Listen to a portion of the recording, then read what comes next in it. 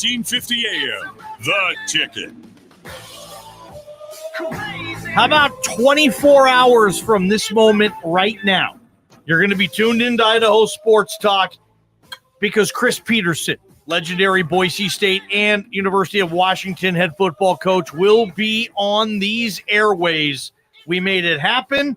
More Prater than me on this one for sure. And I say thank you, Michael Forrest Prater. Chris Peterson back on Idaho Sports Talk tomorrow. Yeah, first time in 11 years he's been on Idaho Sports Talk, and we're going to keep him. I told him we're going to keep him for 11 hours just to make up for last time, and he said no. Nah. But we're going to have some fun and talk a lot of football, talk a lot of life, catch up on one of the greatest, if not the greatest name in the history of sports in the city of Boise, and cannot wait. I have a feeling you and I are going to not sleep very well tonight. We're both very, very excited for this interview. Absolutely. So make sure you tune into that. And if you can't make it at 5 o'clock, luckily for you, we have a website, we have an application for your phone, and we have plenty of chances for you to catch up on that Chris Peterson interview tomorrow. Also, Boise State star running back, former Alexander Madison, now with the Vikings, Prater, he will be on the show this week. Yeah, he's on the show on Friday. So we got Coach Pete. Tomorrow we got Alexander Madison on Idaho Sports Talk on Friday. I'm not sure we've ever had an active starting running back from the NFL on our show. I mean, Doug and Jay have done some stuff with us, but I don't think that they ever did it as starters in the NFL. This might be a first for Idaho Sports Talk. Love Alexander Madison. Love what the Vikings are doing. We reached out and they were able to put this sucker together. So very excited about that. I know we're about ready to dive into Andy Avalos today, but we also confirmed with him today, and we're working on this specific day. It could be as quick as tomorrow based on his schedule. Andy Avalos will join Idaho Sports Talk live at one point in the next 7 shows before, probably in the next 6 shows before they take off next Friday for the University of Washington game. But Andy Avalos has agreed to come on Idaho Sports Talk as well. So lots of guests. This is following up 2 weeks ago, Gloria Navarez and Craig Thompson. Last week, Kalen DeBoer, Softy Mahler. This week, Chris Peterson, Alexander Madison, and coming soon, Andy Avalos. I love football season. We spoke with Andy Avalos earlier today as he met with the local media, and heck yeah, they are already into game week and game planning mode versus Washington. With school starting, getting into the rhythm, creating the rhythm of being in a game week. This is a bonus week of preparation. We used yesterday, Tuesday's practice, as an opportunity to clean things up from camp, be able to scout ourselves as we left camp on Saturday into Sunday, Monday into Tuesday, a great self-scout period where both sides of the ball are able to share ideas, thoughts on things that, we saw or we experienced throughout camp, which is really beneficial. We had a great practice yesterday, which was essentially like a bye-week practice, 2 days combined into one to be able to hit different down and distance situations, field zone situations coming out of camp, based off our self-scout findings.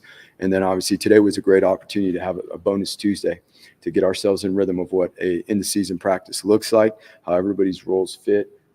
And as we go through this week, we'll continue to, have the bonus week Tuesday, Wednesday, Thursday, and so on. So it's really a good opportunity with the guys, now back in school, for them to get used to their schedules, for them to plan so that they can be efficient and be the best they can, obviously, while they're here in the facility. But not only that, then how they transition into going into school. For us, we may not think that's a big deal, but it's a lot, especially for some of the guys that, maybe took one class in the summertime. That's not a heavy load. Now we have 4 classes. We get to have the responsibility of preparing for a game each and every week. Still a lot of relationships between Washington and Boise State, one including Bush Hamden, the offensive coordinator here in Boise, Prater. He was the offensive coordinator for Pete's last team in Washington, so he knows a lot of those guys still on the roster. He recruited them, and we talked with Andy Avalos about how is he going to use Bush for maybe a little extra Husky intel. We always use each other's intel, just as we were talking about when we left fall camp on Saturday into Sunday. We're always picking each other's brain. Like we talk about professional development, how we're going to grow.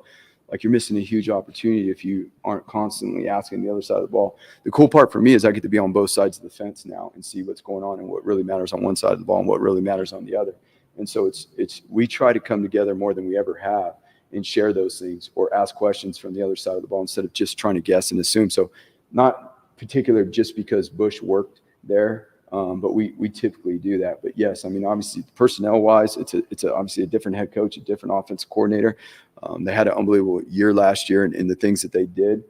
So we got a great challenge to prepare for. So we're gonna use all the help, whether it's picking our offense coordinator, whether it's Nate in the run game, obviously Bush in the pass game and all those things. We're always working off each other. And the similarities don't just end there, guys. As you know, there are four former Boise State football players on the staff at the University of Washington. Coaches Julius Brown, coaches Scott Huff, Lee Marks. Those are coaches. Tyson Maeva, who ended up leaving this program, going to Fresno State, is now a GA on the staff up there. So 4 former Boise State football players. Coach, he loves to talk about the brotherhood. Yeah, I mean, from our brotherhood, there's a lot of coaches. It's pretty cool. It's pretty unique brotherhood to be a part of, not just, from playing here, but now within the college, coaching ranks. And so this isn't the only time that we play against guys that, or coach against guys that we played with here. And so obviously I have the utmost respect for all of those guys. They're tremendous people and coaches. And so they've been very successful at the various places they've been. And we all know that, UW had a successful year last year. That is going to be an interesting deal. And of course, we're going to get Chris Peterson's opinion on this tomorrow as well. It's great to get Andy Avalos's today. We've been talking about this kind of all fall camp, I guess, and just how excited, the confidence level it feels, Prater, that Andy Avalos has with this program right now. I mean, you asked today, is it in the best shape it's been in the Andy Avalos era? It's completely different, and it's because of the leadership and how they're leading. It's when in any organization, and especially in football, when the players can lead the standard and they understand what it is and they know the expectation every single day, and they come and they build it and they do it, and it's not us always having to tell them. That's number one. That makes it really fun. You get to feed off of them too now. We're growing off of them. They're setting the stage. And so, our leadership has done a good job, but as we move into new phases, right, we're in a game plan week now. So now it's them stepping up and making sure that the standard from, A to Z on the roster is understanding what this looks like each and every day, because there's one thing that we don't get back right now, and that's time. So when we get a Tuesday, and then we're on to the Wednesday, we got to move on. So being efficient that way. And it's shown, really since the beginning of the year with the core. We started out with 8 of the leaders coming back from last year's leadership group, and then really setting the stage, with the leadership of the staff and all of us working together and helping each other. And it's been really fun. Again, yeah, there's a tremendous amount of hard work that goes into it, but having fun and doing it too is what we like to see. I truly believe Andy Avalos. I mean, every coach this time of year is confident, or most every coach is confident in their program, undefeated. They think they're going to be good this year. Andy Avalos, when it comes to the coach speak, and I think you said a well ball game, and I'll even go back to the spring ball, he's been more confident than ever before. He says all the right things. He throws out stats like 60 of the 85 scholarship players on this team are mine. The resources, the nutrition, the backdrop, the support, the leadership on this football team, 8 super seniors. He constantly throws out all the little nuggets that make him look and his program look great. So Andy Avalos has always been a very optimistic guy. I think he's got a reason to be optimistic, but I think he's throwing it out there as much as possible, more than he ever has, in my opinion. So let's see if this Andy Avalos optimism and how it translates into this season. Going into this season, and JP had this breaking news earlier in the show about the backup quarterback. We asked Andy Avalos today about CJ Tiller, and it turned into this. I mean, it's been awesome to see him grow from the springtime. It's a difficult position to play, let alone when you enroll early.